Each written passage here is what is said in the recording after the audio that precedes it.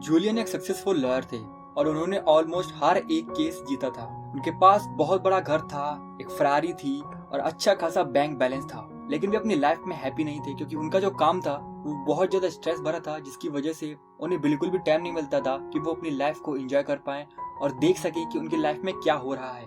एक दिन काम करने का प्रेशर इतना ज्यादा हो गया था जिसकी वजह से उन्हें हार्ट अटैक आ गया और वे जमीन पर 1 घंटे तक गिरे रहे। जब उन्हें होश आया तब वे हॉस्पिटल में थे और डॉक्टर ने उनसे कहा कि आपके पास 2 ऑप्शन है, या फिर तो आप अपने काम को चूज करिए या फिर तो आप अपनी लाइफ को चूज करिए। अब कोई भी इंसान नहीं चाहेगा कि अच्छी खासी जॉब को वो छोड़ दे, तो उसी तरीके से जूलियन को भी बहुत बुरा लगा। लेकिन हॉस्पिटल से निकलने के बाद में किसी को भी नहीं पता चला कि जूलियन कहाँ चले गए।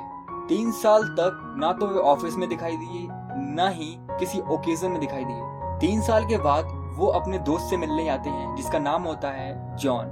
अब जूलियन और जॉन दोनों मिलते हैं। जब जॉन देखता है जूलियन को तो एकदम वो आश्चर्यचकित रह जाता है क्योंकि जो जूलियन था उसका वेट काफी पहले से कम हो गया था। उसकी जो उम्र थी वो 10 साल कम लग रही थी जो उसकी रियलिटी में है, और जूलियन काफी खुश नजर आ रहा था। उसके अंदर इस तरीके की एनर्जी और विश्वास था जिस तरीके की एनर्जी और विश्वास एक बच्चे में होता है। अब जो जॉन होता है वो जूलियन से पूछता है यार कि क्या राज है इन सब चीजों का। तो जूलियन एक स्टोरी बताता है।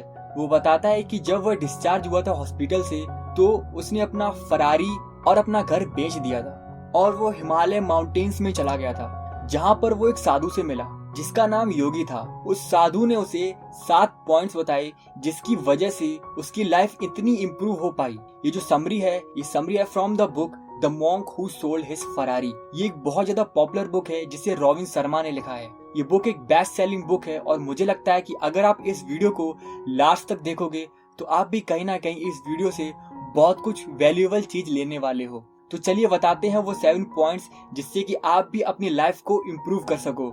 मास्टर योर माइंड, ये पहला प्रिंसिपल है।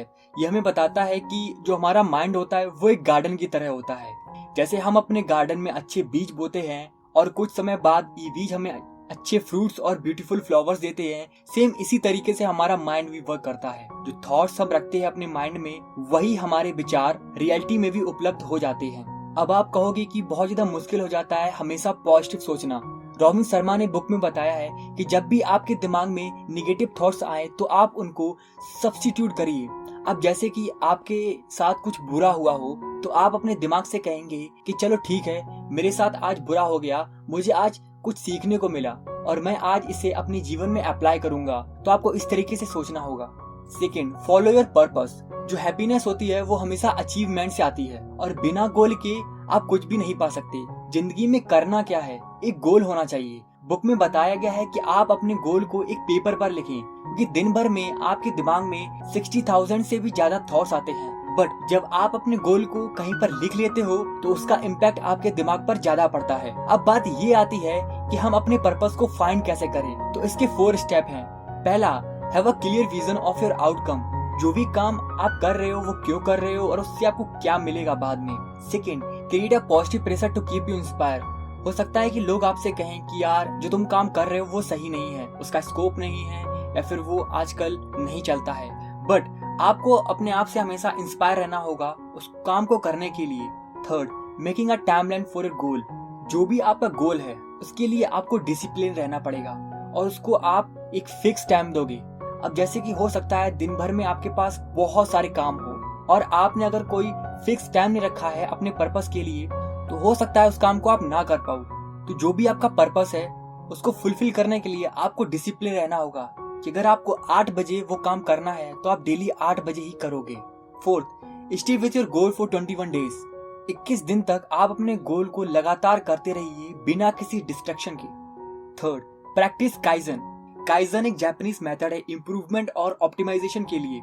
काइजन का मतलब है प्लान, डू, चेक, एक्ट। ये एक बहुत ज्यादा पॉपुलर फॉर्मूला है जो कि चाइनीज में एंशिएंट टाइम से फॉलो हो रहा है। जिस भी काम को आप कर रहे हैं पहले आप उसको एक प्लान कर लें कि किस तरीके से होने वाला है, आपको क्या क्या करना पड़ेगा, क्या क्या उसके लिए रिक्वायरमेंट है।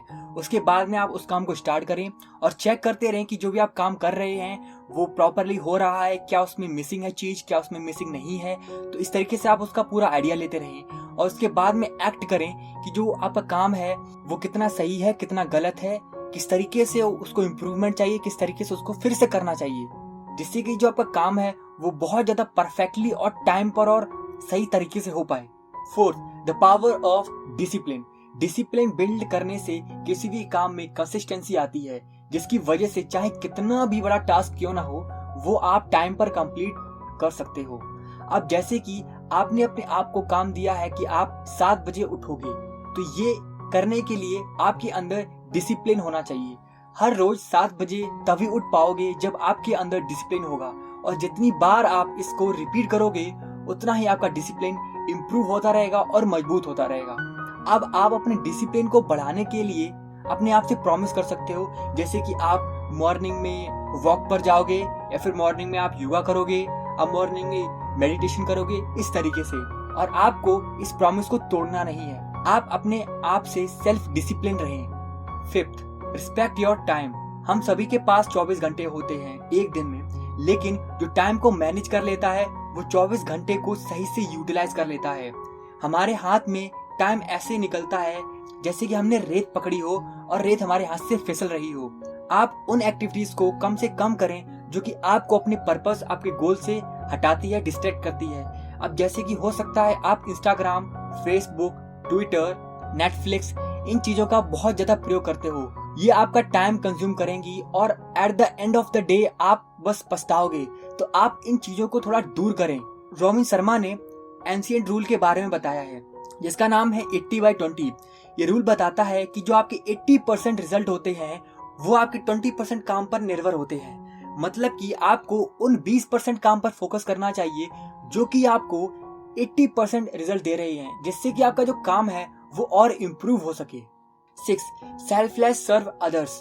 वो कहते हैं ना कि जिस तरीके से आप दूसरों के साथ में बर्ताव करते हो वैसा ही लोग आपके साथ में बर्ताव करते हैं। तो आपको लोगों की लाइफ में वैल्यू ऐड करनी चाहिए, जिससे कि क्या होगा, जो आपकी लाइफ है उसमें भी कहीं ना कहीं वैल्यू ऐड होगी और आप भी अच्छा महसूस करोगे और आपको लाइफ को जीने में अच्छा लगेगा। ये कोई बहुत बड़ा टास्क नहीं है, बट जब आप इसको अपनी लाइफ में लाओगे तो आप कहीं ना कहीं बहुत ज्यादा अच्छा महसूस करोगे और आपका दिमाग कभी भी अपने आप को बंधा या फिर डरा महसूस नहीं करेगा। 7, एम्ब्रेस द प्रेजेंट। आपको हमेशा प्रेजेंट में रहना चाहिए। हमेशा फ्यूचर पास्ट के बारे में सोचकर आप हैरान मत हो, क्योंकि जो प्रेजेंट का टाइम है वो आपके लिए एक डायमंड की तरह है और वो प्रेजेंट ही है जो कि आपका फ्यूचर बताएगा। तो आपको प्रेजेंट पर फोकस करना चाहिए। अगर आप ज्यादा पास्ट के बारे में और अपने फ्यूचर के बारे में सोचोगे, आपको इससे और ज्यादा घबराहट और टेंशन होगी, जिसका इम्पैक्ट आपके प्रेजेंट पर पड़ेगा। हमारा ह्यूमन ब्रेन कहीं ना कहीं इस तरीके से डिजाइन है कि हम पास्ट और फ्यूचर के बारे में सोचते रहते हैं, बट आपको इसके बारे में नहीं सोचना है। आपको अपनी प्रेजेंट की वैल्यू समझनी होगी। तो दोस्तों, ये थे 7 पॉइंट्स जो कि जूलियन को बताए थे उस साधु ने।